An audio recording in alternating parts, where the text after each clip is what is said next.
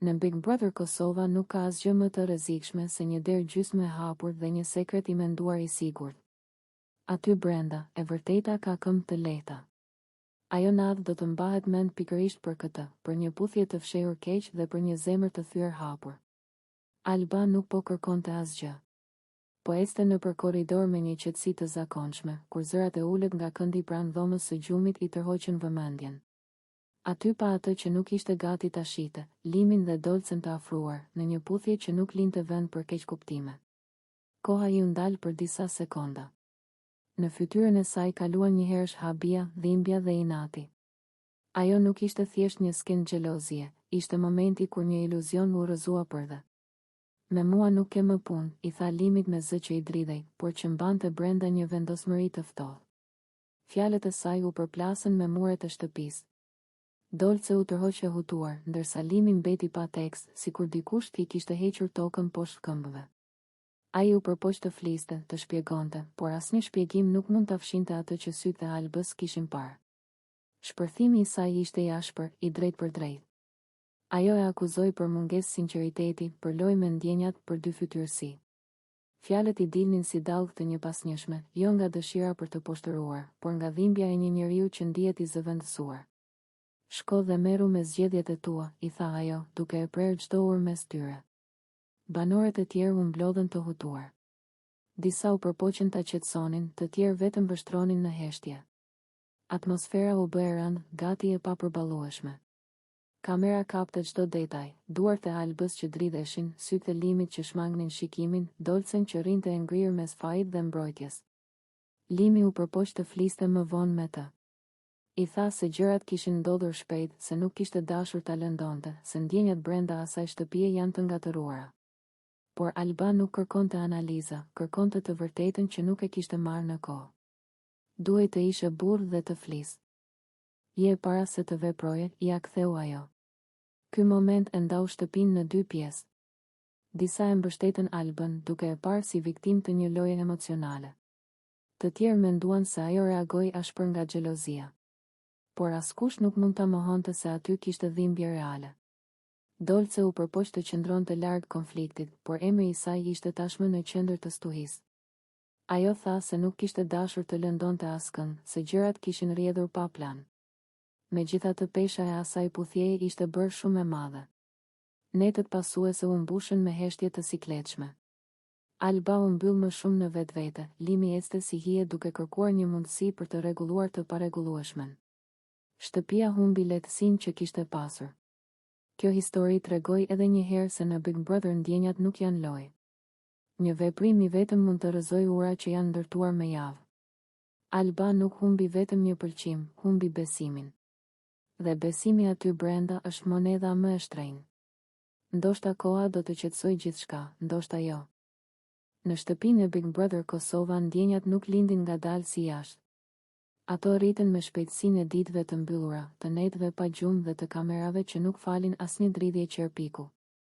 Për Limin, kjo përvojë ka marrë fytyrën e Dolces. Një fytyrë që në fillim ishte thjesht shoqëri, pastaj kuriozitet, e sot është bërë qendra e mendimeve të tij. Të gjithë e kanë vënë re ndryshimin. Limi javëve të para ishte i qeshur, i lirë, me batuta për këdo. Limi i ditëve të fundit është më i heshtur, më i menduar, sikur brenda vetes mban një bisedë që nuk mbaron kurrë. Sa herë Dolce hyn në dhomë, ai drejtohet pa vetdije nga ajo. Kur ajo qesh edhe ai. Kur ajo mërzitet, fytyra e tij errësohet. Dashuria në Big Brother nuk troket, ajo të zë në prit. Gjithçka u bë e dukshme mbrëmjen kur Limi nuk mundi më ta mbante brenda atë që ndjente. Ishin vetëm në kuzhinë, larg zhurmës së të tjerëve. Dolce po fliste për diçka të zakonshme, por ai nuk po e dëgjonte me vesh, po e dëgjonte me zemër. Në një çast heshtje ai i tha: "Je shumë e mirë." Nuk ishte thjesht kompliment. Ishte rrëfim i zhveshur, pa zbukurime. Dolce e pa e habitur, me një buzëqeshje të lehtë që përzihej me hutim. Ajo e kuptoi se ajo fjali mbante më shumë se dy fjalë. Prej asaj nate, mes tyre u krijua një botë e padukshme. Një afërsi e vogël në divan, një prekje e shpejtë kur kalonin pranë njëri tjetrit, biseda me zë më të ulët se zakonisht. Shtëpia e ndjeu menjëherë. Në Big Brother asgjë nuk fshihet, edhe heshtja ka mikrofon. Banorët nisën komentet. Disa me humor, disa me thumba.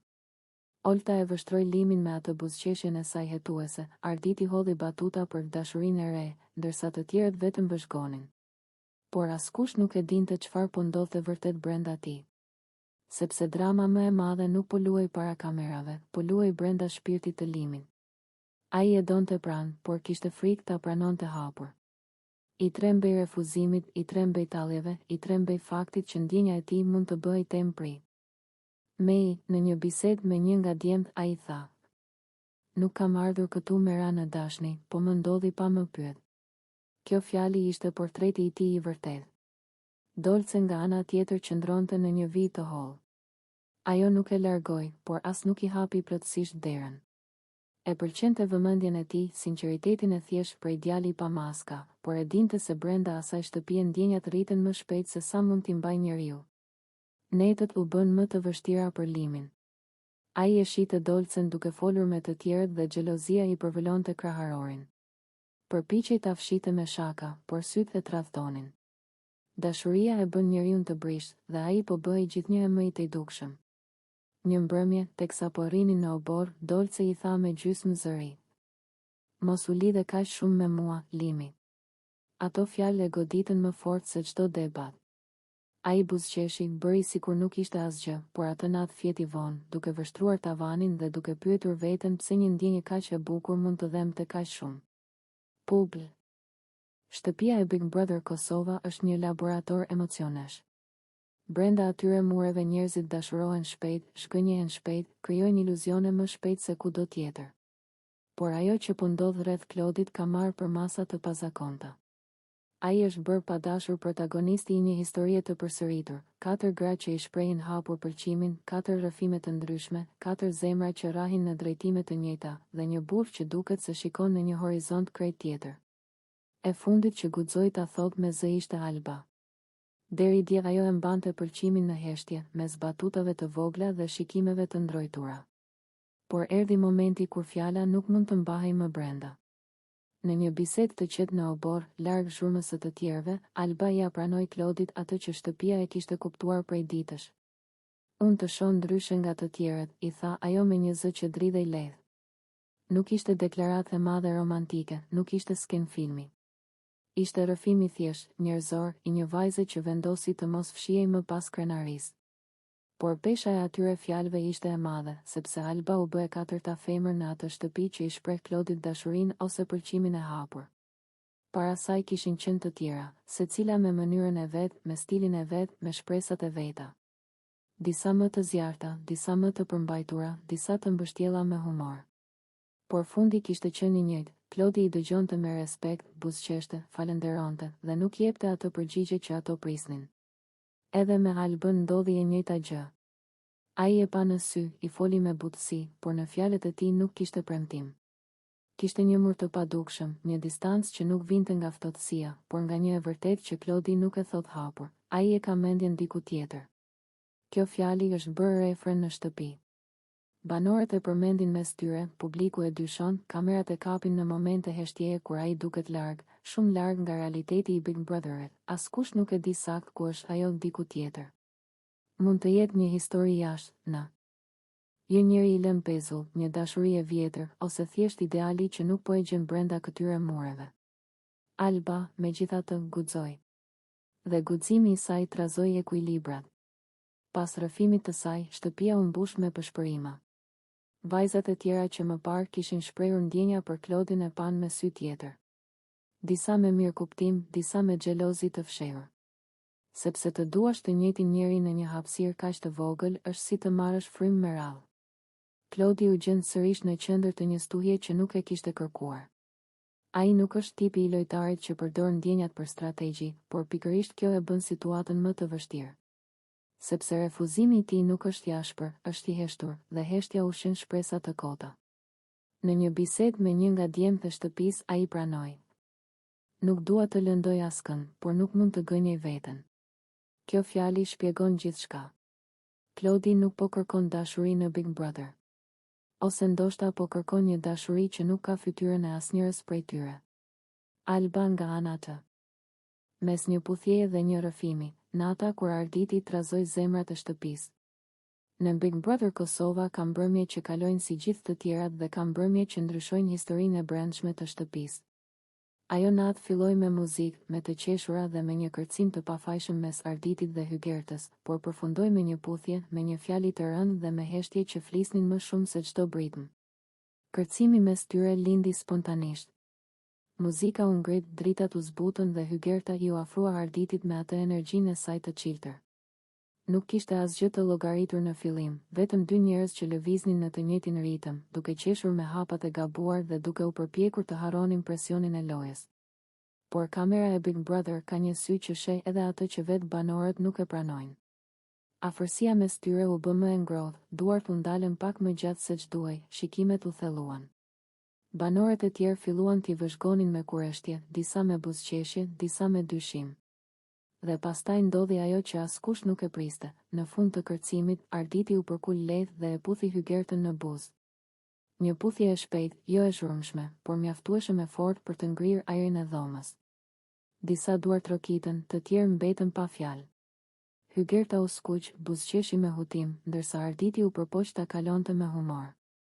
Por drama e vërtet nuk ishte puthja. Ishte ajo që erdhi më pas. Pak orë më vonë, në një bisedë të qetë në obor, Arditi ju afrua Dolces. Zëri i tij ishte i ulët, gati i dridhur. Ai nuk po fliste më për lojë, as për nominime.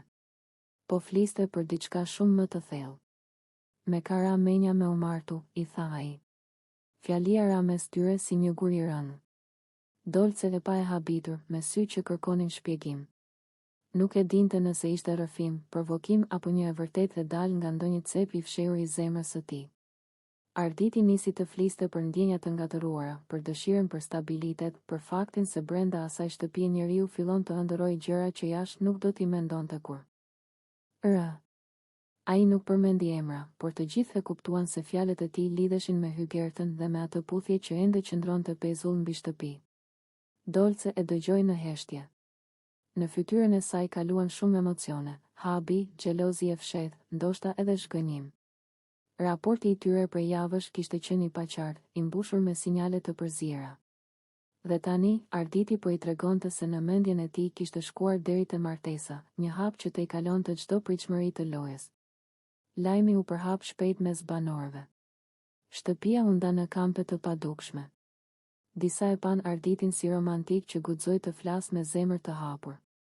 Të tjerë e quajtën të nxituar, të rrëmbyer nga emocionet të momentit. Hygerta vetë u gjend në qendër të një stuhje që nuk e kishte kërkuar. Ajo u përpoq të qëndronte e qetë, duke thënë se puthja ishte thjesht një çast dhe se nuk donte të ndërtonte histori mbi të. Por sytë e saj tregonin se fjalët e Arditit e kishin prekur më shumë se ç'pranonte. Produksioni e shfrytëzoi situatën me